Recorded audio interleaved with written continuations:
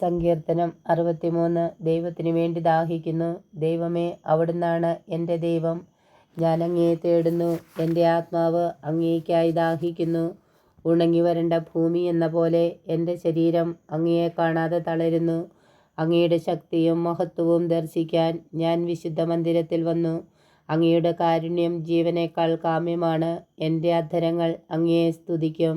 എൻ്റെ ജീവിതകാലം മുഴുവൻ ഞാൻ അങ്ങയെ പുകഴ്ത്തും. ഞാൻ കൈകളുയർത്തി അങ്ങയുടെ നാമം വിളിച്ചപേക്ഷിക്കും.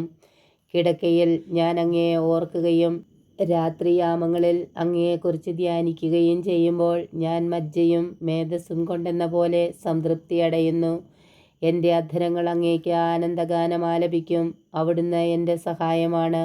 അങ്ങയുടെ ചിറകിൻ കീഴിൽ ഞാൻ ആനന്ദിക്കും. എൻ്റെ ആത്മാവ് അങ്ങയോട് ഒട്ടിച്ചേർന്നിരിക്കുന്നു.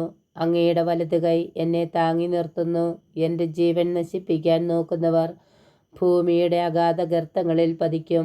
അവർ വാളിന് ഇരയാകും. അവർ കുറുനരികൾക്ക് ഭക്ഷണമാകും. എന്നാൽ രാജാവ് ദൈവത്തിൽ സന്തോഷിക്കും. അവിടുത്തെ നാമത്തിൽ സത്യം ചെയ്യുന്നവർ അഭിമാനം കൊള്ളും. നുണയരുടെ വായ അടഞ്ഞു പോകും.